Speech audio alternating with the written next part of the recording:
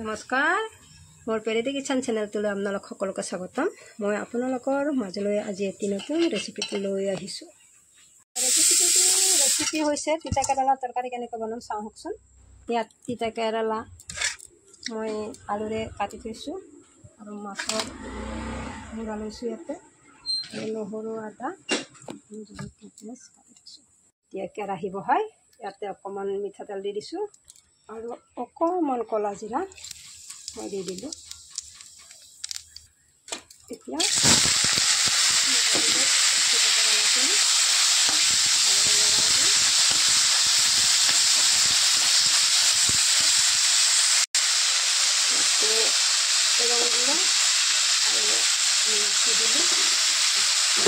লগতে ৰাখি থোৱা নহৰু আদা জলকীয়া কাটি দি দিছোঁ।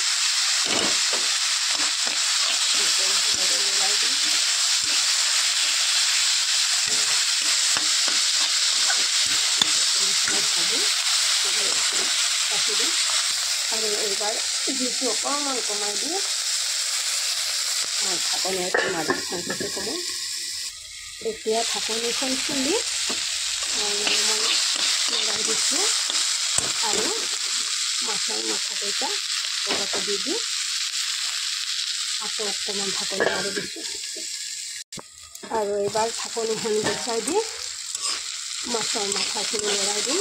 যাতে মাছৰ মাথাখিনি আগতে দিলোঁ সেইটো কাৰণে যাতে মাছৰ মাথাৰ চাটটো উঠে সেইকাৰণে মই আগতে দি দিলোঁ। আৰু এতিয়া জিৰাৰ গুড়া ধনিয়াৰ গুড়া মই একেলগতে দি দিলোঁ আৰু ৰাতিপুৱা এয়া সৰিয়হখিনি মই বটি থৈছিলোঁ ইয়াতে দি দিলোঁ। এনেকৈ লৰাই থাকোঁ। মাছৰ মাথাখিনি মই ভাঙি নিদিওঁ, এনেকৈ লৰাই থাকোঁ কিছু সময়। আৰু এতিয়া ইয়াতে মই আলু দিছিলোঁ, আলুটো সিজাৰ সময় মই লৰাই থাকিম যাতে আলুটো কমজোৰ ফুলি যায়। বহুতে তিতা কেৰেলা ভাজিয়ে খাইছে কিন্তু তৰকাৰী জানি বহুতে খোৱা নাই।